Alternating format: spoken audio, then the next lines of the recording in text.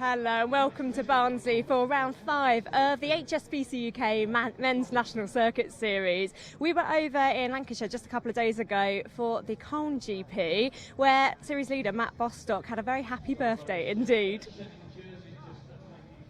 As we see Mould up the inside, he knows he has to get into these last two corners.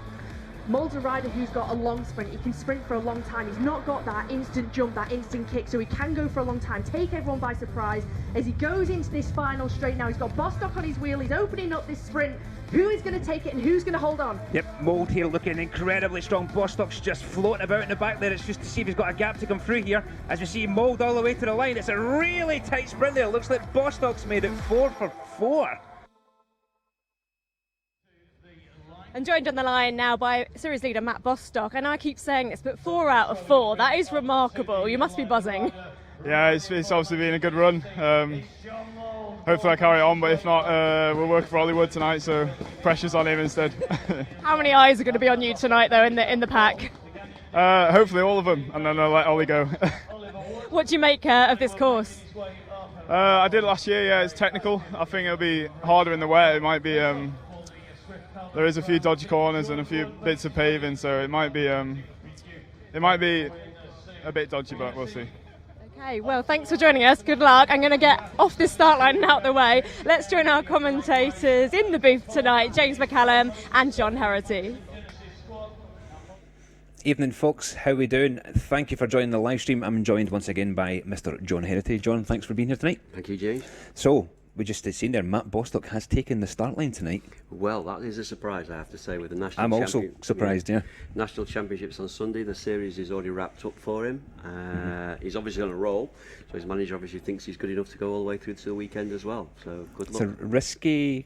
I don't know. It's risky. It's That's risky, what I'm going to say. especially the conditions we've got tonight. Obviously, they probably wouldn't have known that when the decision was made, but it's still going to be tough. I think, we'll have to see what happens. It could risky conditions, but let's have a little look at that map so we can talk through what this actual circuit looks like, because we're talking about the weather conditions, but as you can see here from our map here, it's a very, very technical course. A slight uphill start, then we get this really fast downhill into a really, really tight chicane with lots of change of surface, a little bit of cobbles there, John, but then a big, long, straight, winding straight up to this really tight little jink of a chicane just about, less than 100 metres from the finish.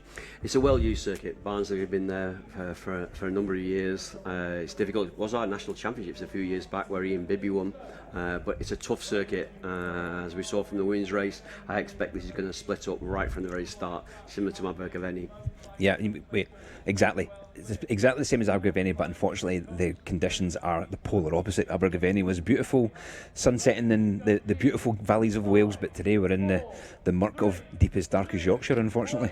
But we can see here, this is the usual it's going to be absolutely chaos at the back of this bunch tonight. We've got over 70 starters tonight, and as we can see here, Matt Bostock, as we said just moments ago, see a little bit of RJ Barge, a little bit of Barge on his shoulders there. Matt Bostock has got this sewn up. But he just said at the top of the show, they're actually out riding for Hollywood tonight. So Bostock going to take a bit more of a back seat. It's also nice to see this in the background of the picture, Andy Tennant back for Canyon DHB after having had a very unusual and innocuous crash where he actually shattered his index finger. Yeah, it's nice to see him back again. I'm hopefully he's not too nervous about tonight. It's not a great circuit to navigate around, especially if you're still feeling the effects of a broken finger. We've also got Connor Swift as well riding tonight as well, which is that should be interesting. I think Connor's going to be my tip for the win tonight. Definitely a course that suits Connor. As we can see, there are previous winners twice. Mr. Tom Pidcock has won this race back to back, and as we said just a moment ago, John, when it was national championships, Ian Bibby back in 2015. Some ride that night was Bibi. Yeah, he basically sat on the back for most of the race and then just moved up towards the end and stole a march at everybody. He rode really, really well. I expect to see the same people at the front, though, to be honest, that we've seen for most of the series so far. John Mould, George Wood, I hope he's there this evening. I've not seen an official start list just yet. But I hope he's there. Him and Bradbury are there, definitely. Good. That's good. I expect to be a battle. Two Woods, very, very close to each other. Yeah, there's George, we can see him there. And in terms of the qualification process for the Tour of Britain, it's a night where fighters are going to be desperate to also get some points this evening to try and move up. Yeah, absolutely. As we know, Canyon DHB are confirmed 100% for Tour of Britain, so they've got that selection criteria ticked off, and they've also got the National Series overall ticked off, as well as 4 rounds, John. 4 rounds back to back. Can they make it 5 tonight? Matt Bostock, or can it be Ollie Wood tonight? Why not Andy Tennant as well, to be honest? They've got a very, very strong team, really, really strong in there. You can see the smiles on the faces of Ollie Wood there. They know their morale is high. Morale is very, very high, yeah, as it should be. And they've done marvellously throughout the whole season, not just in this series, but in all the races they've ridden. You can just see there on the left-hand side, all the riders scurrying up the left-hand side, just trying to get themselves a little bit closer to that motorbike, a little bit closer to the front. As you've seen, George Wood had a little bump there with the cameraman, but this is it. The race is about to go live, folks. This will be the next round of the National HSB UK British Series. And it's right away from the start. Vitas Pro Cycling, John, they want to be on the front foot tonight because they have not had the best of rounds recently, have they? No, I think the onus is definitely on them to try and get a result this evening. A result basically means they've got to try and win it. And as you say, right away they're on the front foot. Yeah, it looks like Freddie Sheska's is right on the front straight away, trying to get a bit of a gap, and this is how you need to ride this course tonight, John? Oh, definitely from the front. There's no, it's extremely difficult to move up from the back. As I say, the only person I've ever seen do it was Ian Bibby when he won the National Championships. But as we all know, Bibby's a special rider. But here we go, Freddie's doing really, really well. A good start from him, excellent start. Yeah, and right away you can see there's not really an awful lot of interest there, but there's also slight gaps appearing in that bunch just at the back. Yeah, I think it's Madison and we see on the front. Yeah, Tom Mosey's just on the front, just marshalling things, and I think he's followed quickly there by St Piran rider with the orange upper body and the white helmet with the black stripe down it. It looks like the big, tall, rangy figure of Cam Jeffers from St Piran. I was watching the women's race before this, and they were actually going faster than this, to be honest. They've been very, very ginger. They're going around those bends very gingerly. Maybe they have got the national championships in the back of their head, just while they get used to this circuit. Maybe they've not been out on the circuit as well. There's a lot of support events that took place before this as well, so maybe not all the team have been out on the circuit, so they're taking it steady to start off with. I think also with the changes of the surface, as well as the fact that it's not rained maybe for the last hour, the course is in that kind of intermediate phase where it's not quite soaking wet and it's not quite bone dry as yet. That is always the dangerous thing, isn't it? We know that from our days of racing, Jimmy, that it's when it's pouring down, it's okay. It's when you get those different textures, different levels of dampness, should we say, on the corners, and with this different surfaces as well, you're not quite sure how that's going to react with the water that's out there. Absolutely, you add to that manholes, and you add to that all the furniture that you usually get in a town centre, as well as all the lines that are going to be crossing. With the change of surface, tyre pressure tonight is going to be pinnacle, isn't it? Well, using the boxing analogy here, I think people are just like feeling each other out a little bit. A few small jabs here as they're like sort of bobbing and weaving, just getting ready for the main part of the race. Yep, don't forget tonight, folks, please do use the hashtag National Circuit Series to get any questions or any queries you have about tonight, as well as your comments about how we're doing here in the commentary box with John and I. Always great to have a two-way conversation with you, so don't forget that hashtag National Circuit Series. As we see here, John, Sheska's is still persistent with this. Well, he won a round of the Tour Series by doing something similar. He went a little bit later on in the race, but he is capable of going for from a long way out. But now I think straight away Canyon now beginning to it looks like Matt Bostock's covering that straight away. So Bostock knows that he has to be safe tonight. That's the most important part of that for these riders tonight. There are riders in here who won't be participating obviously in the National Championship, who are foreigners, but obviously you want to make sure you get round here and you're safe and nothing untoward happens to you, especially with only 48 hours to that National Championship. Absolutely. Nationals, a big deal to win the Nationals. Crit racing in the UK, one of the it's been the mainstay of British racing for a number of years now, and it's almost as prestigious as the actual national road race for British riders. Yeah, absolutely. As we always say, that's the bread and butter of the British domestic scene, isn't it? This town centre racing. As you see a young rider, you're just trying to nip off the front. He's not willing to sit around and let the big teams dictate to him tonight, is he, whatsoever? Nope, this is good to see. Yep. This is good to see, but as I said, they do look to be taking this very, very gingerly. People giving the circuit a lot of respect due to the conditions. Yeah, we say that, but then we look down that line and it looks like there's already a gap established to this front group. It looks like maybe 15 to 20 riders have just managed to dislodge themselves from that big bunch at the front. I think that's the nature of the circuit, Jimmy, the fact that it twists so much, it's going to get strung out quite easily without having to put too much pressure on. One or two gaps starting to appear. Not very many Madison riders up there. I'd be a little bit concerned about that. Yeah, and that run right at front is young Sam Watson, just trying to get his gap up there. Just really, really interesting to see that he knows what he has to do in this. He's got lots of experience, Sam, but he knows that he has to be on the front foot. And every corner, if you can get a little bit of acceleration, it just stretches that elastic, stretches that accordion, and suddenly that's going to snap at some point. Well, it is. Yet again, Canyon, two riders in his front group, forcing Madison to have to force Madison to do some chasing, or Swift Carbon as well. They're going to have to also try and chase this down as well. Yeah, absolutely.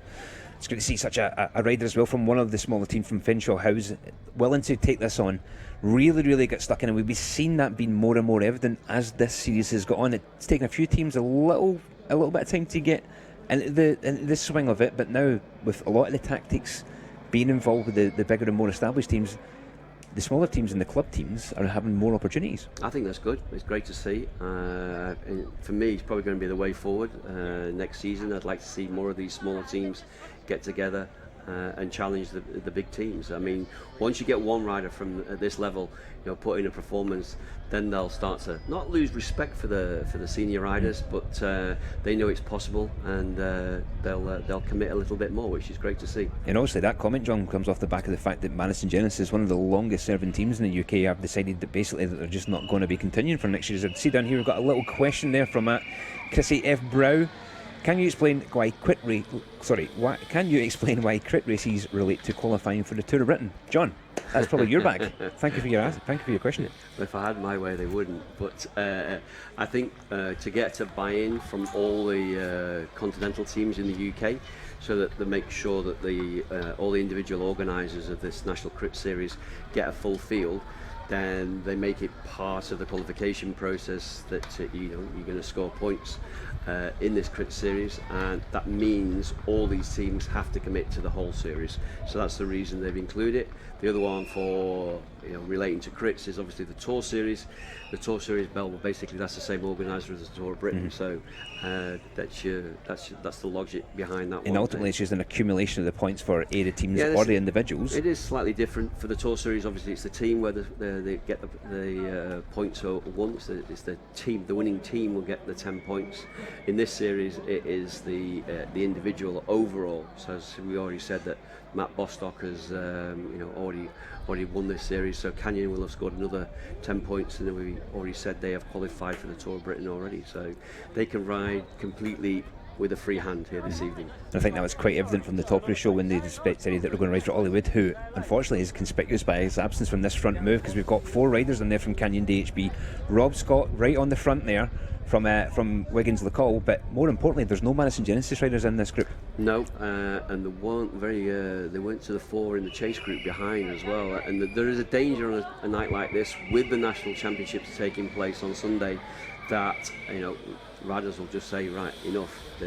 Once they're not in that front group and they've not made it, they'll make a small attempt to get up there. But when they don't, then they'll pull the pin and save themselves to Sunday. Yeah, absolutely. We just had a wee question there from at Ewing McLeod there on Twitter on our hashtag National Circuit Series, saying if you can just keep an eye out on the young rider Sam Watson, but to be honest with you, I think he's going to be pretty prevalent tonight, because he's in this move, and this move like it's going clear. So right now we have Rob Scott on the front there with the blue and red flashes on his sleeves from Wiggins at Lacall, quickly followed there by Charlie Tanfield from Canyon DHB, then followed by young Callum McLeod as well from Canyon DHB. Young Sam Watson just sliding in there at the 4th place in the in the red jersey with the white and black helmet with a big black stripe down the front of it. He's in big and very illustrious company tonight, isn't he? He is. good to see, and hopefully a group this size he can hide. There's no pressure on him to come through. He can just look after himself, stay in the wheels, and save himself and try and get himself a really good finish this evening. I can see also just on the back there, John, from Swift Carbon Pro Cycling, we've also got Stephen Bradbury, but I've just seen it at the back of the picture. It looks like the big figure of Connor one and Swift. Only Connor Swift has decided, you know what, boys, I'm here to play tonight. Well, did he not used to ride for Madison by any chance? Not that I'm suggesting anything whatsoever. But well, look at that. He's come across on his own by the looks of it. Oh no, that was Stephen Bradbury. But no, Connor's still coming across. Still a bit of a gap. There is a Madison rider in that next group, along with another Vitus rider. But still, Canyon DHB by far the strongest team, as they've shown all season. 3 riders in this front group already, with I think more in that second group coming up behind. And again, it's one of the young revelations of this series and this season in general. Young Callum MacLeod there. Young rider again, coming from that cyclocross background, which you've seen just the other week. Young Thomas Meehan, another rider who's just graduated from the junior ranks, really taking these elite, more established circuit racers really to the sword. That's good. It's great to see. And in fairness to British cycling, this is what they wanted to see. They wanted to see give a chance to. This is a series that is meant to be for those club teams to get involved with, that they can commit to. It's a six race series, and the idea is that they can have something to aim for in the middle part of the season, and to try and get themselves noticed. We can just see there, John, that 2 groups have just become one, and I'll tell you what, there is a sea of blue jerseys in this group now. So I think Andy Tennant, we were speaking just at the top of the show, coming back into racing just after having shattered his index finger during the Tour Series just about 2 months ago, having spent most of his time in this last 2 months, 8 weeks on the turbo trainer. Now back at the sticky end of the bike racing. Yep, and given the fact they've got numbers here in that front group, they're not hanging about, and they've already just put the first of their attacks in. Notice when Connor Swift joined this group, he's moved right towards the front of it as well now. I don't think it'll be long before he goes right to the front and tries to disappear up the road, I think, John. Yeah. It's definitely a course as well that suits Connor. I mean, he's a very, very good bike handler, an absolute bear on a bike, former national road race champion. Class A bike rider probably in this race right now, but to be honest with you, he's up against it tonight, because it's very easy for us to look at him having been a national road champ. He's not done many of these criteriums or circuit races. These guys are really zoned in, but he's up against it from a numbers point of view. He's probably up against it from a numbers point of view for sure, but I think the fact that he's now at that next level up, he's racing at Pro Conti level, so. And as a consequence, I think his fitness is going to be a little bit higher than everybody else's. Yeah, absolutely, and we can just see the pressure still being applied at the front here by Canyon DHB. Rob Scott there in second place with a red helmet from Wiggins Lacall, just looking over his shoulder to see what the damage is. We can now look down that line. It's a sea of all the big major teams and the more established teams, but it's great to see a young rider there just sitting on the left hand side of the picture, black arms to his red bodied skin suit. Young Sam Watson there from Fenshaw House. It's great to see a young rider, John, getting involved, and I think also one of his teammates has actually slid in the back as well. Yeah, it's great to see, but I'd be a little bit I would prefer to see him slide a little back. It's not down to him, it's down to these big teams. Maybe just getting a little bit excited, but we do actually have an interview which we took earlier on tonight from Rob Scott from Wiggins Lacall, so it'll be quite interesting to see what Rob's got to say, so we're going to pass across to that interview. You're here on your own from the team tonight. How much more challenging does that make it? Yeah, so I think just being a solo rider, it can bring 2 things on, so I'm just up against Canyon and Madison on my own, but then also it brings, I can go up the road on my own, and they sort of might not be bothered about it because it's just one rider. So it'll either work out 2 ways, like they either won't be bothered about me, and who knows, I can ride away and take the win, or it'll be quite hard, just like marking everyone. And how are you reflecting, along with the team and Gabs, on the circuit series so far? Yeah, it's been good, to be honest. Yeah, so we started at Otley. Tom did that, got a really good result. Unfortunately, we missed Abergavenny, and then since then it's just been myself and Gabs doing them. So I think tonight's going to be a bit like the crit at Newcastle. So I think it's going to be really important to be at the front and just take it as it comes, because it's a really technical circuit, so yeah, you just got to be aware for those corners. Thank you, good luck out there. Cheers. So interesting there to hear from Rob Scott, whose teammate, obviously Tom Pidcock's won this race 2 years back to back on the bounce, and he's going to try and play that tactical card again tonight. You know, John, he's trying to let the big teams fight against themselves and try and slip away and try and win this race solo. Yep, that's his tactic. He's told everybody what he's going to try and do. Won't be easy, not up against Canyon. I can't see them letting him slip away as he suggested. But who knows? But I can't see it. Seems to have settled down a little bit now, Jimmy. A few riders getting back on. See just John Mould there moving up on the right hand side. Mouldy has been pretty much the bridesmaid in circuit races all year this year, and we know how much he really wants to win that stripy jersey at the weekend. But Mould, having just finished second 2 weeks ago at Abergavenny and then second again in Cone, he's out tonight for blood. He's consistent, always has been, John, but he doesn't like it when he doesn't win, I have to say, and he's not won for a little bit, to be honest. He nearly pulled it off in Cole. I don't think he got his sprint quite right. I don't think he'll be too mad with me saying that. I think he should have blocked off that left-hand side of the road and sprinted on one side rather than allowing Matt Bostock to come through on his inside there, but still. Let's see how he does tonight. Glad to see him get back up to the front because he wasn't there to start off with. Yeah, absolutely. You can just see this section of course, John, off the racing line. It's starting to dry out a little bit. We can just see the dampness coming off the tyres from the previous section on that really, really nice smooth tarmac. But this is again is a nuance of city centre racing where the course changes the surface.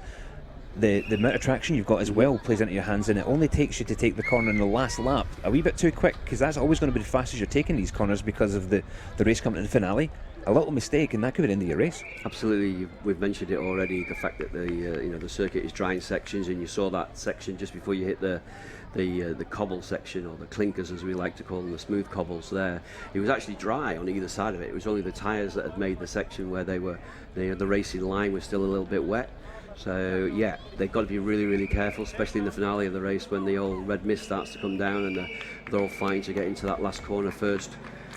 Yeah, absolutely. So we've got 34 minutes plus 5 laps remaining here in Barnsley for round 5 of the HSBC UK British Cycling Circuit Series. This is the pin-up ultimate round. We've got last round next week in Sheffield, which I'm telling you what, John, that's going to be an absolute banger of a race. It always is. Sheffield is one of the great venues, and the organisers of all these races put a heck of a lot of effort into it. The Sheffield one, the people in Sheffield really come out to support that event.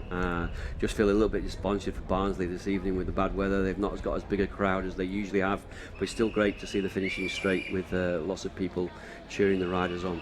Yeah, absolutely, and you can see kind of Canyon DHB's race plan here is kind of beginning to become a bit more prevalent, as we can see Charlie Tanfield's just right at the front, keeping the tempo nice and high to kind of stop any attacks, but a little bit. Stretch it out, exactly, John, just stretch it out that little bit and hope that there's a mistake 2, 3, 4, 5 wheels down the line and suddenly there's a gap.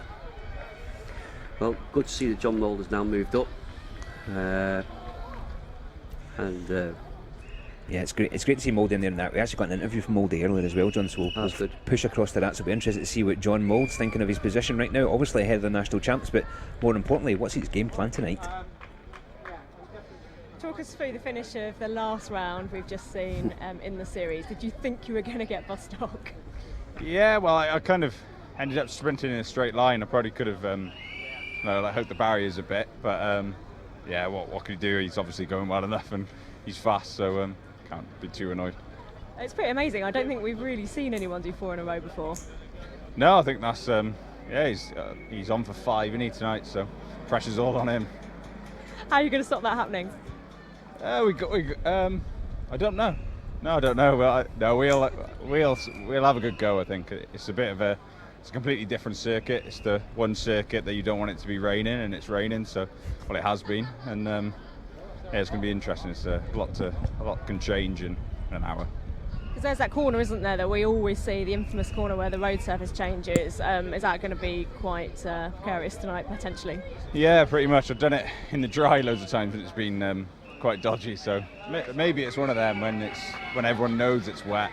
Everyone takes their time round it and more cautious round it. So you don't know until you get on it. First lap round, we'll see. Thank you. Good luck.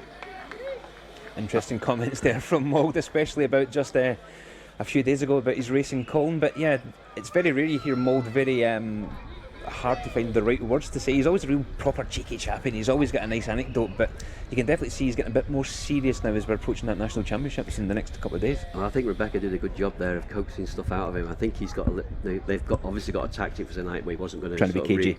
he wasn't going to reveal it, and he's definitely, I know for a fact that he's desperate to win that national championships. He's been so close over the years, and he really wants to win that one. However, he's up there currently second overall in the series here, so he's still got to pay a lot of attention to this. And whilst he can't beat Bostock, his third place with George Wood and then Ollie Wood just behind him, he needs to score high tonight. Yeah, absolutely, and Mould will have that right at the front of his mind. As you can see here, Rob Scott is really putting the pace on. He's forced quite a big, decent split there at the front of that group, and he's quickly followed there by Matt Bostock, the current series leader. 4 from 4 so far for Bostock. Can he make it 5 tonight? But I tell you something, the man who's on the back of Matt Bostock with the blue helmet from Madison Genesis, we just heard from moments ago, John Mould is not going to let this go easy tonight, is he? No, for me, Rob Scott shouldn't be doing this though. There's no need for him to do it. It's up to the other teams to try and split this up. I think Rob can wait to the back end of the race when riders are a little bit more tired and put these big efforts in like this. It's not his job to break that group down into size. He was already at the front. He doesn't have to, he doesn't have to actually ride on the front. As long as he stays in 4th or 5th place, he's not going to miss anything. We were talking earlier as well, we can see as Matt Bostock, the current series leader, is just sitting there in 2nd place. It's a risky game for Matt to be racing tonight because he's obviously in great form, the hot favourite for nationals. Is it a gamble to have him racing tonight? I think it is a gamble, but then again, it keeps him in the rhythm of racing, which is, some riders like that. And here we see Connor Swift, good attack. Straight you see over that? the That's top. exactly what Rob Scott should have been doing, waiting for it just to sort of ease off like that, and away he goes. But straight away, it's a Canyon rider that is like onto him to try and chase him down. Big hesitation there at the back. I don't know whether they could go or they just didn't want to go. It's one of those moments when Connor attacks and you kind of look over your left shoulder as he's going right, thinking, "Oh, I didn't see that happen." But they know it's going to hurt, and he's actually, the Canyon rider is still not on yet. No, he's really putting it to him right now. Look at the gap he's established there, John. In just 2 corners, he's pushed out the best part of 5 seconds out of that front group, and now Rob Scott stuck on the front, followed quickly by another Canyon DHB rider in Matt Bostock, and now it looks like there's a stalemate at the front of this bunch. Yep, that's it. I would say those two have gone clear. There's no all the Canyon riders there, so anybody in the bunch now going to make a move to try and get across to Connor, know that a Canyon rider is going to come with him, and I don't think he's going to wait for this Canyon rider. I think he's going to pile on the pressure and keep going. Absolutely. He's going to keep chasing this motorbike here. This is it now. I think it is Charlie Tanfield, I think, by the riding style there, coming It's across. got the demeanour of Charlie Tanfield, but it might be actually one of the other, maybe Ryan Christensen, I think it is, yeah. Slightly smaller rider than Tanfield, but equally as strong as we see. Nice skills there by Connor Swift as he's just jinking through that chicane, just moving his shoulders out of the way of the crash bar as he now comes up to start lapping riders, and we've only done 20 minutes or so of racing so far. As you say, John, he's fully committed right now. That Canyon DHB rider who just came across to him, Ryan Christensen, Swift's having a quick check over his shoulder there. He'll probably ask for a few token spells, but to be honest with you, I think Swift could go all the way on his own tonight. He could go all the way, definitely. These two are clear now. I don't think you'll see that the rest of the field won't see them again. Maybe see Charlie Tanfield's obviously had a slight issue there. Pulling in there, having a word with his DS, Tim Elvison. And unfortunately, it looks like Tanfield's race might be over for the night because there's no laps out whatsoever. No laps out anymore. No, that is okay. It has been for the last few years now, but Connor Swift has really got the bit between his teeth here.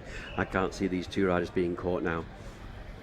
It just oozes absolute class, doesn't he, Johnny? Looks like poetry in motion on that bike, and they tell you what, he's been one of the standout domestic riders in the UK. Done a massive. I mean, he's had some. His palmarès has grown so much in the last 2 years, being just in a British team. But now he's got a chance, being exposed to that pro-continental level of racing, and above. He's only going to go from strength to strength, isn't he? Well, I don't. I've got the opportunity to say it now, but I think Roger Hammond and Madison did a fabulous job of looking after him in the early days, and then. The biggest thing for me is for Madison Genesis to allow him to actually move on to give him the chance of a lifetime, really, to move up to pro-continental level. The opportunity arose. If he didn't take it now, I'm not sure he'd have got it at the end of the season. So fair play to Madison Genesis. That was that would have been very, very difficult for them to accept, seeing as that they've done they did a lot of his they kind of paid for his development, if you like. And then to but allow him to move on like that, very great on their part, and great to see. It's very selfish as well, because they could have hung on to him for a bit longer, but they realised that they had to let him go and let him develop, because the rate of his... Technically, they didn't have to let him go. That's the thing. But I think it's great that they did. It's going to be quite interesting. We can now go to pits now to catch up with the Canyon DHB DS Tim Elvison, who's got some information from us potentially about Charlie Tanfield. We'll come back to that in about 20 seconds, folks, but as you can see here, Charlie Tanfield's teammate Ryan Christensen, he's not scared of Connor Swift whatsoever. He's just willing to work with him. He realised this is his chance, his opportunity, but we look back there and there is 3 riders trying to come across to this. It looks like Freddie Sheskes along with Rob Scott on the back there, and one other rider, potentially Matt Bostock, but we're going to go across to the pits to catch up with Tim Elvison. Joined now by Tim Elvison. I'm letting him carry on communicating, obviously very important from the pits here as the riders go past. What happened? We saw Charlie come in and do a bike change. He had us nose slip. Just stay right on that. Just the nose, he hit a bump round the back on the cobble bit, and the nose of his saddle just dropped too far. Then he came in and we jumped on another bike to do a lap while we put his other one back. He's only really using this for training for Sunday, so it's not the end of the world. It would have been nice for him to be up there, but we've only done it enough so he can carry on and keep going. And with that in mind, what's the state of play out there for the other boys? Obviously tonight for us is more about Matt winning the series, so he can get it done tonight, which means he can then focus on Sunday without worrying about Sheffield. So there's a few permutations for that. Matt, you've got Ryan and Connor up the road. Obviously Connor's going to be strong. Now it's settled down. I think people have got used to the level of grip. So, but Bostock's in the little chase bubble behind. He's got the right number of riders in. We're not really riding for him to win. He's just got to stay focused on who we don't want to win. And then if he can get the series wrapped up without too much damage to himself tonight, we can focus on Sunday. A quick word though on that 4 out of 4. That's pretty special for him. Yeah, no, I mean it is great, and he's in great form. I've told him not to think about 5 from 5 because that would just do his own head in, and really Sunday's wrapping up the series today, and National Crit Series Sunday is the priority.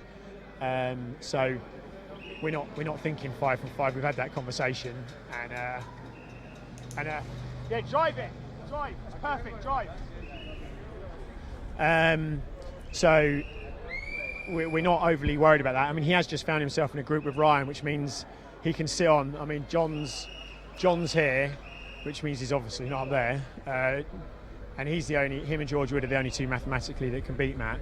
So if he finishes in front of him, that would be the series wrap, which will be, Matt won't take any risks. We're not trying to fly into corners and have accidents. So although most of the lads probably have got one eye on Sunday, so I don't imagine anyone's smashing the corners. But it's going well at the minute. Tim, thank you. As ever, Tim Elvison keeping his cards firmly close to his chest there, but he was there talking really quite intently about Matt Bostock and exactly what he's trying to get from him tonight. He said he didn't want to talk about getting 5 for 5, but right now he's in the right place. Yep, absolutely. He's in prime position to do it again. Great to see Alice Slater up there now, and my prediction was completely wrong there, as these 3 riders have now cut up Ryan Christensen and Connor Swift. Yeah, absolutely. So we've now got 23 minutes of racing till we see that 5 laps to go, folks. This is round 5 of the HSBC UK British Cycling Circuit Race Series, coming to you live from Barnsley here on the YouTube live stream. Please do get in touch with us.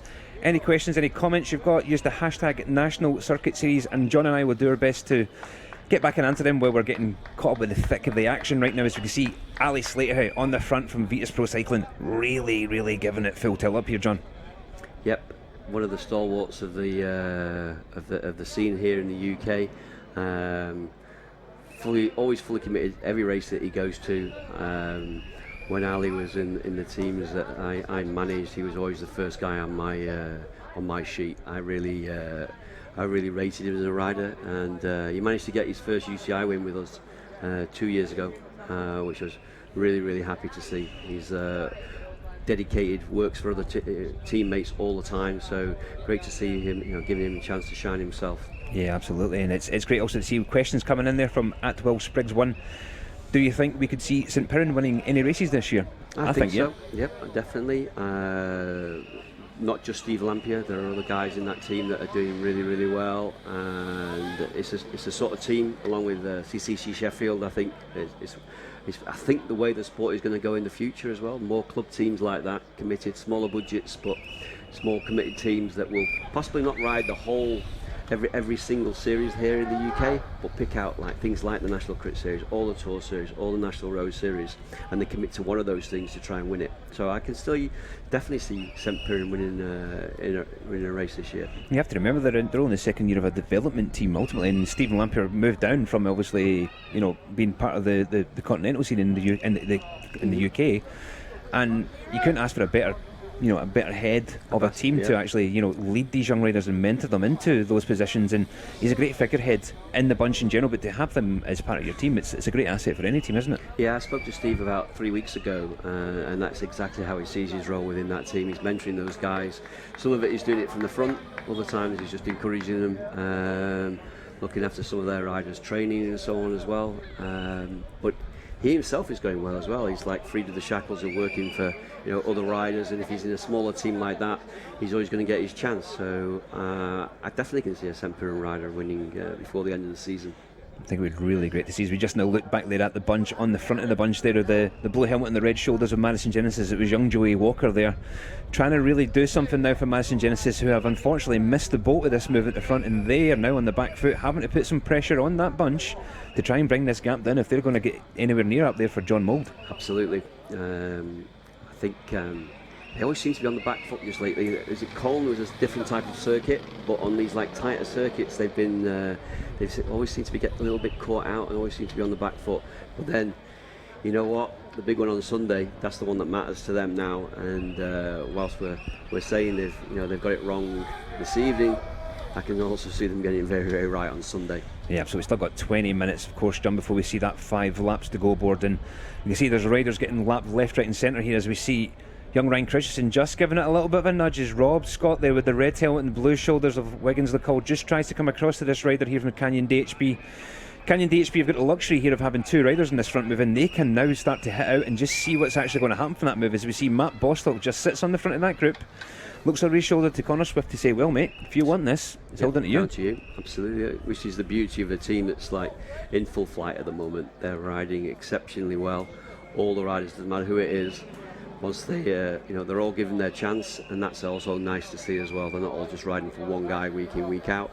Although Bostock has won 4 of the rounds, it's not always been about him.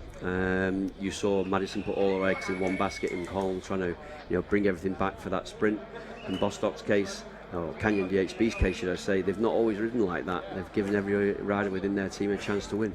Yeah, and that's just indicative of the strength they've got in depth there though, John. They have got options, and every rider they've got in that team has the potential to take the result on any circuit and in any race. Yeah, but they're also racing smartly as well. It's the fact that they've all got their individual chances, but they're not actually getting in each other's way, if that makes sense. They're not like tactically, they're not actually riding against each other.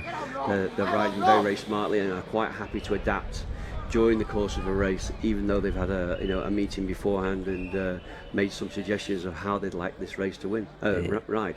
Absolutely, and you can just see Ali Slater there from Vitas Pro Cycling is just trying to pull these 2 riders back, as Rob Scott there on the front from Wiggins LeCol has a little look over his shoulder there just to see what's happening. As we can see, Ali Slater's trying to drag himself forward there, as we can see Matt Bostock just sitting on his wheel. A little gap being established there by Connor Swift, but I would not be surprised to see Connor Swift hit out in the next lap or 2. No, Rob Scott, obviously from his interview at the start, he's actually he knows what he's got to do, and he's really forcing the pace now to try and drag this away. Yeah, we just see that 4-second gap which we had just a moment ago with these 2 is now being brought back by that chase there by Ali Slater. As we can see, it's all back together now at the front here. We've got just under 18 minutes left of race until we see that 5-lap board.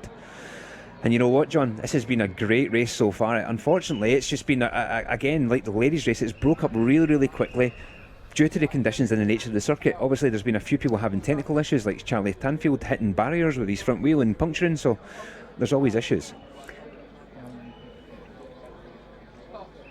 You can see here, obviously, back in the bunch, Vitas Pro Cycling with Adam Kennaway trying to push forward and see if he can get something back and pull that group back.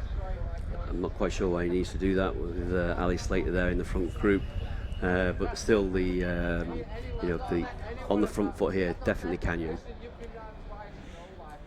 Okay, we can actually now find out, hopefully from the pits, what's actually going through the mind of Vitus Pro Cycling. We can push across to Sherry Pridham there, across in the pits with Bex.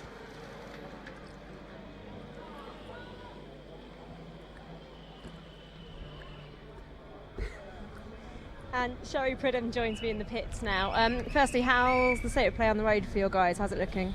We've decided just to have some fun racing now. I think we've had again a little bit of bad luck with Chris Latham, not feeling great, and that's unfortunately how this Tour of Britain selection has been panned out. You have one rider up there on GC and you try to look after him as best as possible, but at the end of the day, if you have an injury or the rider's not feeling well, then the best you can do is nurse him along. But for Chris, he needed some time out, and we've had to accept that. For the guys now, Tour of Britain might be out of reach for the team, but at the end of the day, we've got to try and make as much noise for our sponsors as possible, keep things positive, and just really enjoy the whole process, because at the end of the day, these guys want to race. We've got Ali in that front group there, and they are pros at the end of the day. They just want to race their bike. So you've got to keep smiling, put on a good show. Sherry, thank you. We'll let you focus on the race. Always interesting to get the story from the sidelines, isn't it, John? It just shows you the difference that actually happens in the space of a few days. We had been speaking about Chris Latham he's been up there in this series overall for the last 2 or 3 rounds, and unfortunately had a bit of a mishap at Colne when the crash happened right in front of him when he was being led out by none other than Ed Clancy, OBE, his super fast teammate. But it just shows you that in a series like this, when it is over such a longer time period of a month or so, that you just need a little bit of bad luck, a little bit of ill health, and then suddenly you're on the back foot and it's pretty much over. As I actually look now here, and this group is split into bits, and Connor Swift's actually got a bit of a distance between him and the other riders.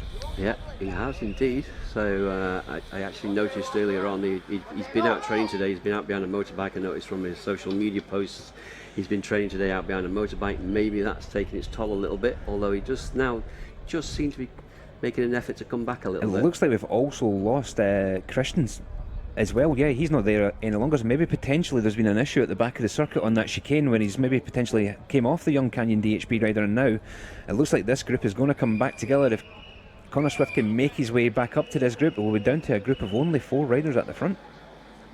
Yep, Andy Tennant getting lapped there as Connor Swift gets back on. So I do think something's happened to Ryan Christensen there.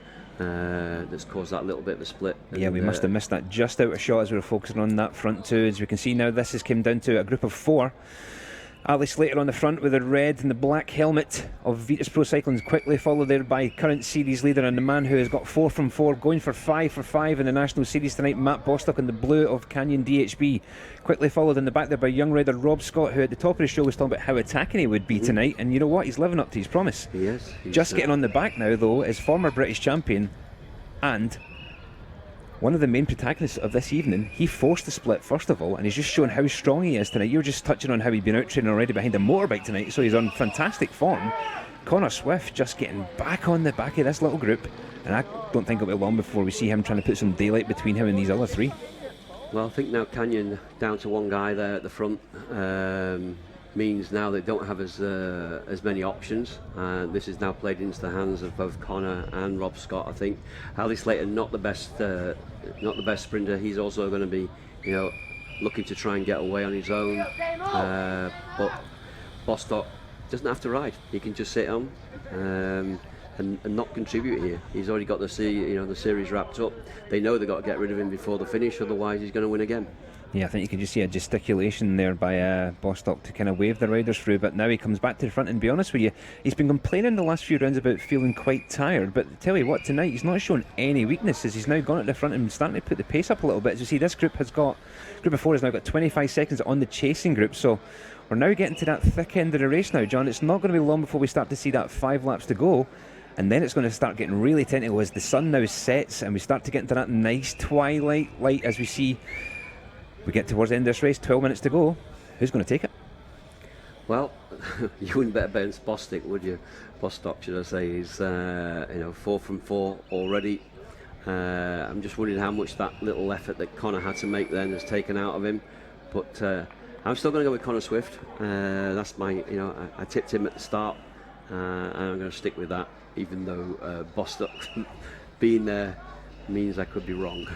Yeah, the thing is though, it's not even what you've got to remember though. In the back of Bostock's mind's always going to be national championships this weekend. He's not going to want to take any risks, whereas a rider like Connor Swift, obviously he's came back to the UK for a bit of training block time to do a little bit of racing, and he's going to want to win. He's not had a win in... Looking at Bostock here, Jimmy, yep, he's gone. He's on a roll here. He's just taking these corners at his own speed. I don't think whilst he's on the front, I don't think he's exerting himself, to be honest, and he's out of trouble there. As we see, there was we think there's been a little bit of a mishap which caused Connor to drift off a little bit there. So with Matthew there out on his own on the front there, he means he's not he's keeping himself well out of trouble. Yeah, absolutely. You can see Swift now at the back here is just missing a few turns. Maybe you're right, John, maybe he is a little bit fatigued after that big effort he's made to come across that gap, because he was the main protagonist. He was the man who put them to the sword and forced a split originally after a big searing full lap on the front. Never looked for a single spell from young Ryan Christensen, and now Christensen's been lost somehow to this group, potentially we think from a crash. We're down to 4 riders now, and Ali Slater is very keen to keep pressing on here, but they're starting to mess about in this group now. Yep, and this is where Ali could slip away. If he looks over his shoulder now, he realises, if he could just realises now, he could maybe push on a little bit. Yes, Tim Elvison there's just passing the information across to Matt Bostock as they now start to free. And I tell you what, Ali Slater is not a rider you want to let get any kind of daylight, because he's incredibly strong. No, he's good. He's very good out there on his own like that. He could definitely go all the way for sure. But I think Rob Scott, he made his commitment before the start of the race what he's going to have to do. He doesn't have to do this. This is interesting now. These three, I'm not sure who's actually going to do the riding here. It's going to have to be all three of them, and they're going to catch. Ali's going to catch this group here now.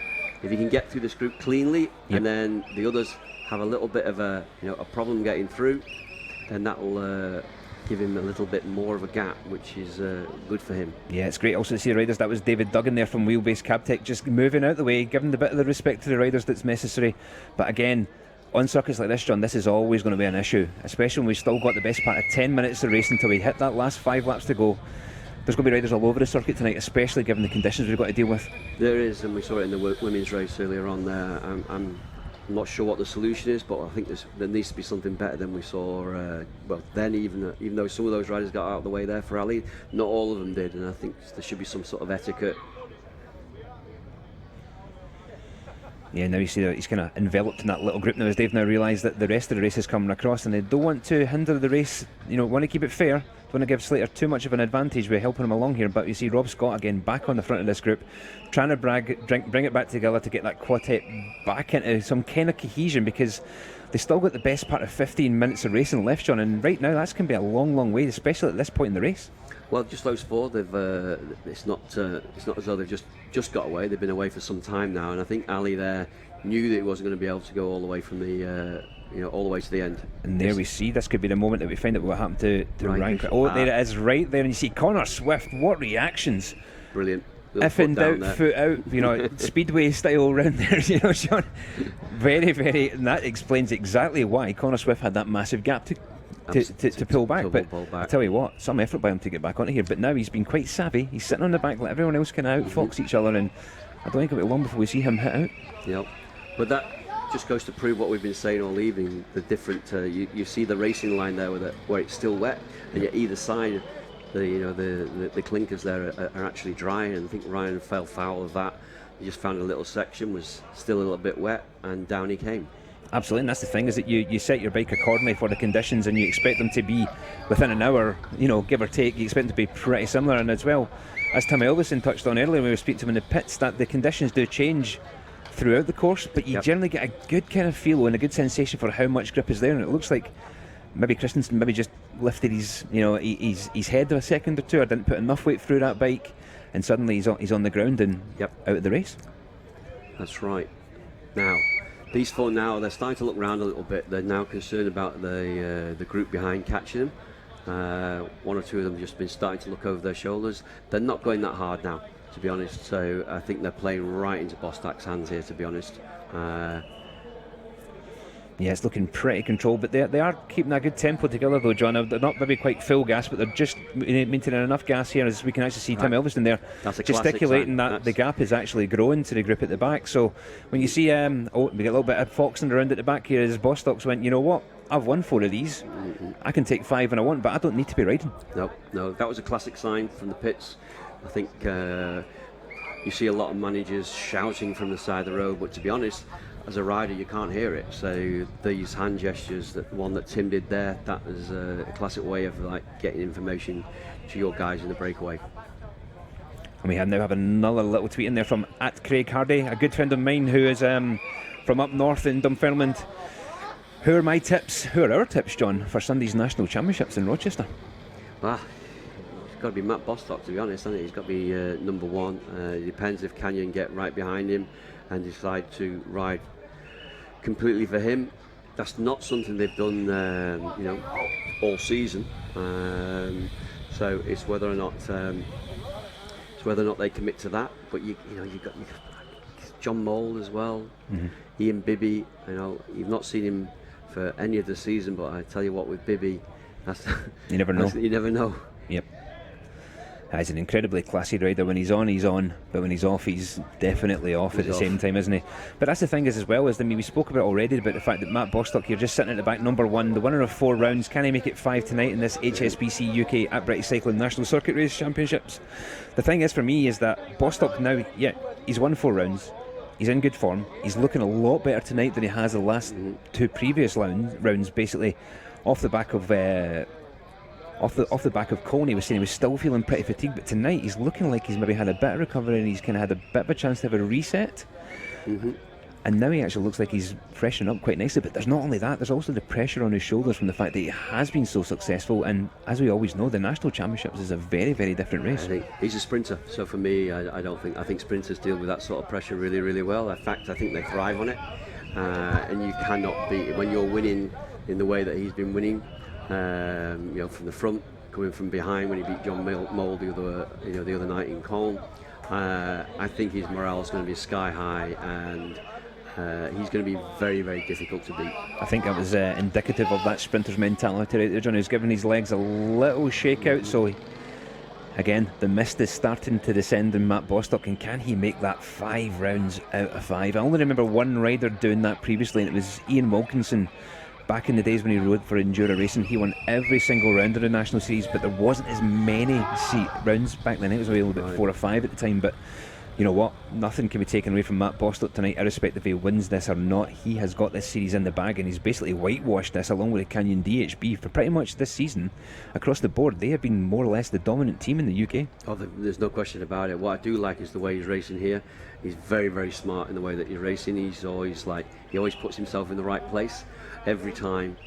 He's orchestrated himself to get to the back here because he knows that the only one he's got to really worry about here is Connor Swift. He knows he's got he can drag back Rob Scott, he can drag back Alice Slater if he has to. The only one he's a little bit worried about is Connor Swift, and what he's done is put himself in a prime position to make sure that if Connor does go, that he's going to be there to cover it. Fantastic tactics on the part of Bostock.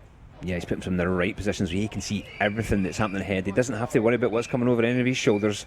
But we look back now down at the bunch, this gap here, John, is really, really coming down. As we can see, big attacks here from Ribble Pro Cycling. That's Will Brown there. He can sniff the fact that there's a potential to bring this back, and all that needs to happen in this front group over the next 3 minutes and then 5 laps. A little bit of measuring his look at Connor Swift had a slight issue there with his gearing. Looked like he potentially had a chain issue there, and Bostock was straight over the top of him. That's what I mean about him. He's like very, very, very instinctive. Very, very instinctive. Saw that it wasn't just Connor like sort of playing a bit of a game with him. Saw it was a mechanical. Straight away he was round him. These little efforts that Connor's having to make, though, it's all going to detract away from him being able to make a big effort towards the finish. I still think it's going to come from him. He's going to, he is going to go for it. The only thing that would concern me a little bit for Bostock is him trying to get into that last corner in first place. Yeah, little problem with his chain, but Bostock very, very quick, straight round him. Yep. He's a tough cookie to crack, Matt Bostock. He's, as I said so many times, he's won on so many different circuits, and he's so tactically astute, and that was a prime example. We were talking just before that little move there where Swift tried to coax him through that He was just sitting on the back, making sure he's in the perfect seat to see exactly what's going to happen. As you see, this gap now is 21 seconds, so it's not over yet. It's not over now. No, definitely not. We thought it was, but they've been riding steady. We did say that they weren't going full gas at the front here, and that's reflected with the fact that group behind is now coming back. What does impress me with Bostock, he's still only 21 years of age. I think the last rider that I've seen that was as competent at this, in the sprints, was Mark Cavendish, to be honest. And I know he won't sort of probably like to be, likened to Mark, but this is I know sprinters. This is a very, very accomplished guy for somebody so young. Very, very smart. You know what to say about fruit, it doesn't fall far from the tree, and Bostock himself is also from the Isle of Man, the Manxman. He's got great role models there in obviously the calibre of the Kennu brothers. He's got even Mark Christian. I mean, they seem to be producing so much quality right now as we look at seeing 8 laps to go, so this race is going to be done and dusted in the best part of the next 10 minutes, but who's going to take it now? Just a little bit of a reset, folks. This is a breakaway which has been away now for pretty much the majority of this race, established by the rider at the back in the white, Connor Swift. Done his best to get away, pulled this group away. Unfortunately, one of the Canyon DHB riders who with us, Ryan Christian, took a really bad line and ended up crashing. And unfortunately, that left Canyon DHB just with one rider at the front. And unfortunately for everyone else, that one rider was Matt Bostock, who has been pretty untouchable in this series. Not only that, we've also got Rob Scott in there from Wiggle Lacall as well, just sitting in second place, but also from Vitas Pro Cycling. For tonight, they have played a really good game with Ali Slater. It's great to see them on the front foot for a change tonight. They've really been pushed, really difficult this last couple of rounds. They've not had the best of luck, and of course they're not had the best of health with some of the riders. Well, that's right. I mean, obviously they've been riding for Chris Latham. The fact that this series counts for the Tour of Britain qualification, it's your overall place at the end of the whole series, and Chris Latham was the rider from Vitas that was up there, so they were obliged to ride for him. But as Sherry said, if he gets ill, you've got to let your rider recover. So Ali's been given a free hand tonight, and it's good to see them at the front. Good to see for their sponsors get a show there at the front. But this group behind is starting to come back. Yeah, see the rider who was originally in the breakaway, Ryan Christensen, coming to the front there and just trying to control this front group. He wants to just keep the pace just high enough to control the group and basically put people off of attacking, but not so much that they pull this break back, because they know they've got a hot favourite in the front there. Yeah, they don't want it to come back. Definitely not. It's again a case of their riders trying to stay out of trouble, thinking about Sunday now, and I think both groups, by the looks of it, are actually thinking about Sunday. They don't want to commit to this circuit. They've got this, part of it's wet still, part of it's dry, and they just don't want to risk it. Absolutely, and I'll tell you something, John. Connor Swift is sat at the back of this group for the best part of the last 4 or 5 laps now. It's not going to be long before he either takes a chance at this, throws his hat in the ring, tries to win solo, or is he potentially having a little bit of a bad patch just now? Well, it could be. It can happen to the best of riders, can't it? Yeah, I don't think so. I think he's playing it cagey. I think he's going to make one. He's got one big effort left in him, and it's probably a very, very good one last effort, I'd have thought. Slater finally pulls off the front. He's been on the front. It's the first time he's actually slid to the back of his group all breakaway, to be honest with you, John. He's been one of the main driving forces here for Vitas Pro Cycling, and you know what, he could be the dark horse for us tonight. It just needs a little bit of a hesitation with the group, and Slater just to go at the right time, have a good look about himself, get a bit of a gap, and as one of the riders in this group who could win potential on his own, Ali Slater for me is the hot favourite, along with Connor Swift. But Ali's only got one trick up his sleeve. He can only win alone, whereas Connor Swift's got a pretty good kick on him as well.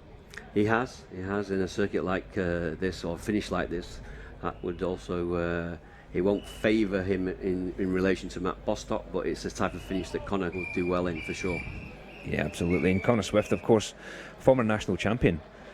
He's got the class to ultimately do what he wants in a race like this, but the most important part here is there's a little bit of pride now. He's came back to the UK, Yorkshire lad in a Yorkshire town, wants to show himself, but there's always that little bit of pressure. If you're the guy who's now up the level, you've got to come down to our level and take us on. But it's always a bit of a grey area, isn't it, when you come back to the UK and you're obviously the rider of that calibre. I think in Connor's case, the fact that we were still racing here the first part of the year, I think that's going to be He respects the riders at this type of racing, so he's not going to. And it's not like he doesn't know them either, John. He's raced them for the best part of all of his career, and just in the last few months, he has obviously moved across to the continent with Erica Samsic team. So it's at that point now he knows these guys inside out, but is he aware of what form they're on? You know. I think so. I think he still follows it. I mean, he's only just had a little break. He's had a break as well. He's a mid-season break. I noticed again. He's been away and he's taken a short holiday. But as I said earlier, I saw today he was out on his motorbike, or on the, behind the motorbike, should I say, training before tonight's race. So it's be interesting to see that if he can not too fatigued from his training today. I think he's going to go for it. Personally, I think he's going to have a go. He has to. He's been given all the vibes of it, John, to be honest, because he's not really been too keen to do it. But they have to be really careful here, because there's a combination of two things that could happen here. Scott looks like he's just trying to ghost off the front there, but Bostock's wise to that, just keeps the pressure on. But they have to be really careful, because that group behind them, the main bunch, ultimately of roughly 20 minutes, and you see it's very, very active back here. It just needs another couple of laps with some real big surges and a more aggressive riding. As that's Damien Clayton there on the front again. He's been a really good rider this year, John, hasn't he? He's been one of those riders who's came from a really small team. Andy Moore Auto Centre, young rider. He's really not been scared to get stuck in. In obviously the road series, he's been all at the pointy end all the time, getting in the breaks, even on the podium at the Beaumont Trophy, and now he's doing the same in the National Circuit Series. It's great to see that. It's what we spoke about earlier, isn't it? These like smaller club teams. I think that's potentially the way forward for the sport here in the UK. A few more of these like local teams, if you like, where you commit to one of the series, not necessarily try and do the whole thing, the whole year, because it is costly to race at this level for full season. Now, for me, Madison should be now pulling themselves to the front. I can't understand why they're not moving forward here. Exactly, you can see Mould just there at the back. I think that's followed by George Pym, his teammate. But the thing for me is that group can still smell blood. They can still see these guys, and they're thinking, we could bring these guys back. We've still got now coming around to 4 laps to go. Still plenty of time if these guys at the front start to mess about. But I tell you what, someone's not going to be messing about for much longer. Is Connor Swift. For me, the body language has changed. He's moving himself up that line. He's just waiting for that opportunity to hit out and try and win this race solo. Well, I think he knows the one that he's got to watch out for is Bostock here. I don't think Bostock will, Bostock will be ready for this. He knows it's going to happen, and I think what Connor's hoping for is like after Bostock does his turn, then is the time for him to go. But if it's one of these downhill sections, exactly what he's done. Bostock very clever in the way he's done it. He noticed he's not gone to the back. He's only slipped into 3rd place just in case Connor goes from where he is now. And again, another big injection up this home straight is these riders they still know they're in this bike race. Every single time this happens in this group, and that group at the front slows down, that gap is just going to start to tumble. We've still got the best part of 4 laps to go here as Connor Swift now slides to the front. The gap is 23 seconds, but to be honest with you, John, I think it's maybe coming down from that 23 seconds to under 20. It is, as each of the the smaller teams get to the front of that group behind, and then make their efforts off the front. It's actually bringing this this gap back. It's not one of the big teams that are pulling it back. There's no Swift rider here. There's no Madison. Those are the 2 teams that really should be at the front of that group now, trying to bring this group back. And it's almost like it's turned on its head, because previously in all the other rounds it's been teams like Vitus Pro Cycling who have been missing the moves, and tonight they've got it right. And it's right, teams like the ones we've been speaking about all series long, the likes of Swift Carbon Pro Cycling as well as Genesis, they're on the back foot tonight, and it's very interesting to see that, especially considering in the next 48 hours we're going to have the National Championships as well. Yep, absolutely. I think the fact that this series overall counts for the Tour of Britain qualification process has made it difficult for a team like Vitus, as Sherry mentioned there. It only takes one of their riders to get sick. The rider that they've been racing for all series means that it's been difficult. You've only got one guy to ride for. So this is now getting extremely tactical now. Bostock not letting anybody go, though. I can't see him not winning here this evening. The way that he's like covering every single move here. He's still hungry for it. Yeah, he's hungry. There's absolutely no complacency at all whatsoever in Matt Bostock. But you can see again Adam Kennaway. You have to question this kind of tactic by Vitus Pro Cycling. They've got a rider in the front who could potentially win this race, and they're on the front of the bunch chasing it down. It makes no sense. No sense whatsoever. They've been given a free rein, and maybe he thinks that's what it is. He's got a free rein. Yeah, very questionable tactics there by Vitus Pro Cycling, Adam Kenway. But now, let's get back to the front here, John. Now we come round through the finishing line. It's going to be 2 laps to go. Well, you know, someone's going to have to make a move. One other thing, Jimmy, here is like the lights also starting to go as well. You're now getting that like little shiny patches on the surface of the road there from the street lights and the falling sun there. It's another little dimension to add to it in the finale of the race here. Yep, these races are usually referred to as nocturnes, and mainly because it starts late in the evening and you pretty much finish in the dark of the streetlights, and this is a prime example of this style of racing. But we can see still in the front of the bunch there, it's getting really, really thin. There's only about maybe 10 to 15 riders left in that group, and again it's still the rider from Vitas Pro Cycling on the front there, Adam Kenaway. He doesn't have to do it in here, John. He should be just sitting at the back, punching the tickets, but it's riders from Madison Genesis and Swift Carbon Pro Racing who should be really on the front of that group trying to bring this back. It should be, but that's not what it is. You can just see how dark it's getting as well, John. You touched on it a moment ago. Yes, that's suddenly happened in the last couple of laps, hasn't it? I mean, it's a great atmosphere there tonight. I think it's also indicative of just how cloudy it has been. As you can see, the surface of the road's still very, very damp on this home straight, but now I think it's fantastic. The people of Barnsley here, look, they've all come out despite the weather conditions. That's a great crowd there at the finish. It's great to see, isn't it? I mean, we're talking like 4 or 5 deep there in this home straight, and it's really nice to see as we now got 2 laps to go. So it's crunch time now, John. As we've said so many times, these riders need to attack Matt Bostock, but tonight his head is in a swivel. He's got eyes in the back of his head. There's no chance he's going to let this go without a fight. I can't see it. I can't see him letting anything go, to be honest. But again, this group is getting closer and closer, and that then puts the front group almost on the back foot. They know they have to keep pressing, which then makes riders, for instance, as Rob Scott now at the front, use a little bit of energy that they might need, and it's only now it's been cut down half that gap, 12 seconds. Halved it within a lap there, 12 seconds as you say, Jimmy, and they're going to have to look after the shoulders now, but I still think Bostock could go to the front here, keep it away and still win the sprint, to be honest.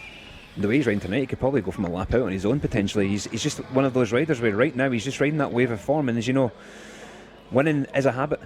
Yep, absolutely. It's an absolute habit, and confidence builds confidence, and I tell you what, he is absolutely oozing confidence right now. As we see the bunch just coming through the chicane there now, so we've got roughly just over 1 lap to go now, so that gap now is down to the best part of maybe 10 to 15 seconds, but we see on the front, nice tactical move there by Canyon DHB, and 2 riders just going in at the front of that group and just slowing it down for their team leader, and can he do it? 5 out of 5, Matt Bostock in the front here. Well, Connor Swift, I said he was my tip for tonight, so at some point he's going to have to go. It's around about now he's going to have to do it. I think he's running out of time to do it, to be honest.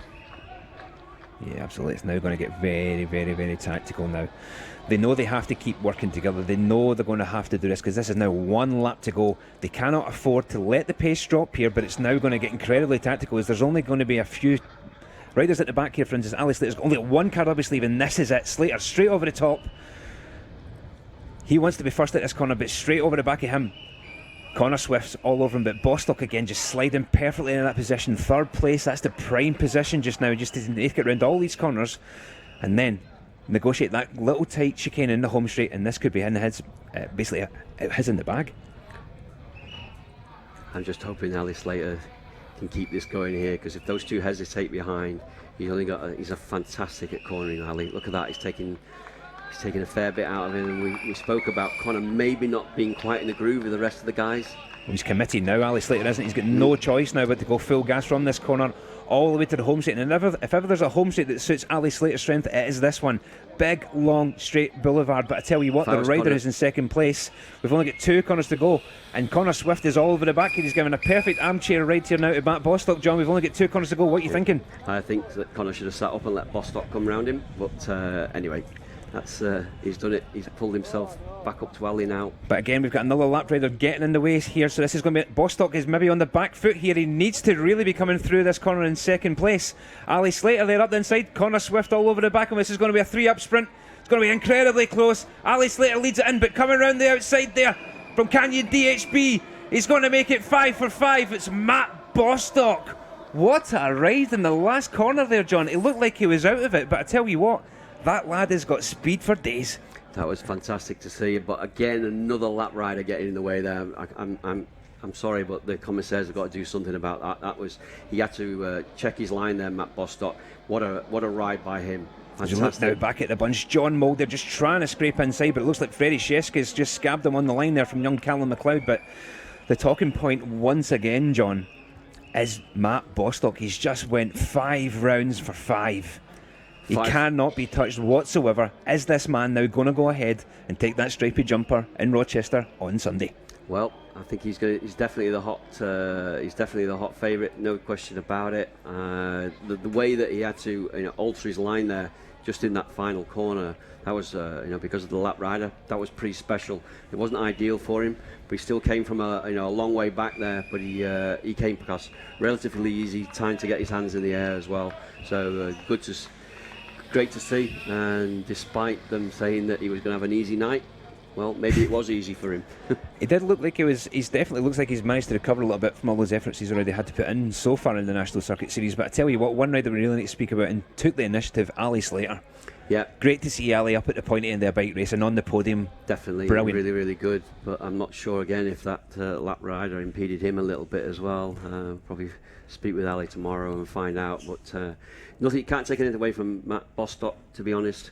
Even if even the way that Ali was going, I think Bostock was so fast, so fast, and the way he went through those corners, still having to adjust his line a little bit, and he's obviously very, very happy with that result. It was a remarkable sprint though, because coming into that chicane, you need to be, as I said when we were doing it live, is that you have to be in the reel of first or second. There's not much wiggle room from there, but I tell you what, some finish on the lad for that last 100 metres, wasn't there? Well, that's another type of finish as well. He's won on the flat when it's he's been done it all. Yeah, yep. he's done it all 3. So I think in terms of Sunday, I don't think you can look any further than him, to be honest. He's a great character as well, John. He's very humble. When you interview him, he's very, very much, we'll just see how it goes and I'll give him my best shot. So trying not to put any pressure on his shoulders, but you know what? There's now going to be a little bit more pressure on his shoulders this weekend as we go forward to the National Championships. Yep. I think in his interviews, he doesn't come across as a 21-year-old. He's matured. Rebecca has been interviewing him now for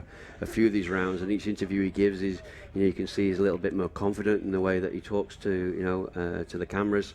Great to see a young rider develop like this. Yeah, absolutely. And we can now just see how dark it's got so quickly here, John, in Barnsley. It's been an absolutely fantastic round again, hasn't it? Another great night of racing, and it's really, really been good to see other teams establish themselves. It's been great to see Connor Swift back, hasn't it? I think it is, and hats off to Barnsley. We go over to Rebecca. I'm going to say this first. 5 out of 5. You've undoubtedly ridden into the history books now. What does this mean? Oh, it's massive. I didn't really expect it tonight. I was hoping for a bit of an easier ride and hoping to put the pressure on someone else's shoulders, but I just found the right move. It's quite hard. Made sure I was in the right place, and then just managed to get around Connor at the end. At what point did you think, right, the plan's changed, I'm really going to go for it? It was only a few laps to go, to be honest. I wasn't sure what to do because I knew if I was in that group and we stayed away, even if I came fourth, I'd tie the series up, but we came here to win, so I knew I had Ollie behind me in the chasing group, and I was a bit in two minds, didn't know whether to sit on or ride or attack him, but we rode quite nice together and I got the sprint, so buzzing. And it also bodes well for Sunday's crit champs. Yeah, pressure's on, I think. That's the big one, I think. I'll have to get some good sleep and get some good food. Well, I can tell you that Tim Elverson is very happy. He spoke to me during the race, said the plan wasn't for you to go, so the pressure was off your shoulders and that you hadn't perhaps talked about making it 5, but he's very happy. Yeah, I mean, we come to races to win, and I don't think we've been off the podium in the past 3 weeks, so I'm sure he's happy. Congratulations, I'll let you get to him now. And for now, let's head back to the studio. Great to see there as well, John. Tim Elverson, very, very involved DS. He really, really wants to make the guys buy into what he's doing. But here we have the result, folks. Matt Bostock from Connor Swift, quickly followed there by Ali Slater. Rob Scott was true to his word. He was going to be very attacking tonight, and he just came away with 4th place. But there, more importantly, as you look down at 5th place, John Moulds managed to salvage some points there for that overall. Yeah, despite not being in that front group, if he'd been in that front group and it'd been 6 rides and he'd finished 5th, he'd have probably been happy with those points this evening. So even though he wasn't at the sharp end, maybe in terms of Sunday, he may have had an easier ride there, and he still scored points that keeps Madison up there in the overall in the qualification process for the Tour of Britain. Yeah, absolutely. And we now look at that slow-mo right there. Don't worry about the rider on the inside, but he took it very, very comfortably there, John. a full bike length ahead of Connor Swift, and then another 2 to 3 bike lengths on Ali Slater, just in third place there. Considering how far he came back from as well, I think that's really, really impressive as well. But that, for me, that lap rider, not only is he's spoiling the TV coverage there, he just shouldn't have been there. That's wrong. The commissaires need to get a grip of that. Yeah, it's always one of those nuances of these races, but usually they're took out maybe 3 laps to go, and it just makes everything so much more simpler from a judging point of view, but also from our job, and more importantly for the bike riders' job. I mean, they don't want to have to be negotiating other people, and we have to remember here is that the bike racers had a priority here. Yeah, absolutely. And it's not only that. This is part of the qualification process for the Tour of Britain. So this, if these guys are getting in the way, then there's serious consequences for some of these teams. So really, really important. But however, Matthew Bostock, Sunday, is he going to win? Yeah. To be honest, it's really difficult to see past him, and he spoke about pressure there and it now being on him, but to be honest with you, he's not shown any chinks in his armour. Even when, and I said this last week, just the other day at Cologne, the mark of a class bike rider is someone who can still win and still perform when it's not all creamy and just ultimately that racing mongrel comes out. Yep. No. I mean, today it wasn't a smooth sprint for him there at the finish. It was a little bit difficult. He just come from way back there, way back, but he's so fast. Yeah, that's great. Great to see. As you say, it's that sprinter's mentality, and you've already compared him a little bit to his Manxman partner Mark Cavendish, but that really, for me, the way he was just after it, he knew he was up against it, he knew it was difficult, but he dealt with it, but he's like, I'm going to be first here, and he just full gassed it all the way line. But the speed that he done that, and plus putting a full bike length into Connor Swift and a finish like that, when Connor's he's no dummy. Yeah, no, exactly. But interesting, in his interview, he said he only thought about winning with 3 laps to go. I'm not so sure about that. I think he was like, he must have been thinking a lot earlier than that. But plenty of time to post up as well. Plenty of time there. Really emphatic victory there, and definitely the man of the moment and the guy to beat on Sunday. Yeah, and he's been emphatic, definitely, but he's been multifaceted in the way in which he has won from very different situations. One, the first round was a massive, crazy bunch sprint, very, very tight finish between him and Pidcock. Abergavenny, really short technical circuit. We then went on to the next round and the next round and the next round. He's just basically boom, boom, boom, boom. All very different situations. And tonight, again, a race where he really didn't have to turn up. He really didn't need to ride. The series was pretty much his already, but he's no chance now of getting caught. I think he's got about 60 or plus points ahead of the next rider, but they had the opportunity to rest him for nationals. But I think you alluded to the fact that just keeping that rhythm in his legs and keeping the racing in his legs is maybe a good thing. That's definitely one option for sure, to do something like that. He's talking as though he's tired.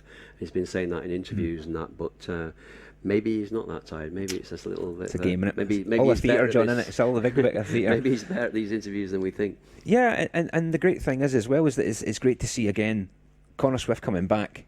Coming back to the UK racing, which has been basically his stomping ground for the last 2 or 3 years, where he's established himself as one of the best domestic racers in the UK. To come back and show himself, but I thought he would have went a bit earlier. I think he had a chance with a lap to go, but unfortunately, I think Bostock was just all over everything. He was like white on rice pretty much tonight. No one was getting anywhere. Well, I think when these riders come back from racing abroad, there's this expectation because they're riding abroad and they've got these pro contracts that they're going to be a shoe in to win. Yeah. Actually, these criteriums, as we both know, they're actually really, really difficult to win. It's a style of racing that's unique to the UK. We have a little bit of it in Australia as well with the Bay Crits over there, but generally we have a bigger series of criteriums than anywhere else in the world in circuits like this. And what I've seen, what's great to see is a number of under 23s and even younger in Tom Pidcock, Pidcock, and even we've seen it from the young cyclocross generation coming across as well. That for me is the biggest thing at the moment. A lot of young riders over the years, they've not been able to race at this level. But now we're seeing a new group coming through, and not only can they race at this level, they're the ones that are winning. They can stick it to them, and I think it's also important, and it's very indicative of just how good the quality the criterium riders and the races are in the UK, because I remember as far back as Joey Walker's father, Chris, who, and for my money, was the best criterium or circuit race rider in the world, bar none. Bike handling extraordinaire, fantastic cornerer, really, really good sprinter. But then when you actually look at the context of Connor Swift's coming back down a level, and he comes tonight, and he was super strong, but it just shows you how strong the domestic scene is here when he still can't quite get that win. Yep. Great to see Ali. Yeah, great Ali to see him on Slater the there, podium. finally on the podium this year. He's been such a workhorse for Vitus Pro Cycling. His whole career, to be honest, he's always been, you know, riding for other people. And there he is, local Yorkshireman. Great to see him back here in the UK, giving these races the respect they deserve. Great to see Connor Swift again back on the podium in the UK. Yeah. I think a big thanks to Barnsley as well here, putting another great event on. Weather conditions were not favourable for them this evening, but still Didn't stop the crowds though. Big crowd big out crowd, there. yeah, and hats off to everyone who came tonight and you know, duked it out in the weather. But also really massive thank you everyone there who's came onto the live stream. It's always great to see the chat in the live stream and see the comments flooding in, but it's very important that this is a two-way conversation, because we're doing this to help you guys get a bit of understanding of racing, and more importantly, get a chance to get a bit of insight into these riders, because the man on the podium right now, Matt Bostock, has gone 5 for 5 in this National Series, and I tell you what, Nationals is just round the corner. Can Bostock make it 5 out of 5 and then potentially go to Sheffield with that National Champions jumper on? I could well do, I think so. He's definitely the man to beat, for sure. Perfect. Well, we would like to thank you guys for joining in and being part of this tonight. From myself and John in the commentary booth, thank you once again for joining us here on YouTube at the HSBC UK British Cycling National Circuit Series. We will be back at the weekend for the National Circuit Race Championships, male and female, which will be down in Rochester, and then next week at Sheffield for the final of this series. So thank you again for coming and joining us. Cross to Becca. Thank you again. So give a massive round of applause for ladies and gents. Well, he's spraying the champagne. I can hear it behind me, almost getting drenched here. But 5 out of 5. I mean, it is just phenomenal what he's achieving. And as I mentioned earlier, just riding into the history books now. I mean, that sort of record isn't something we've seen very often, if ever at all. We'll be back for the next round next week in Sheffield. But also, many of you will know it is the Circuit Championships and National Champs on Sunday. And we'll be there with all the live coverage. So join us then. Bye-bye for now. To be confirmed.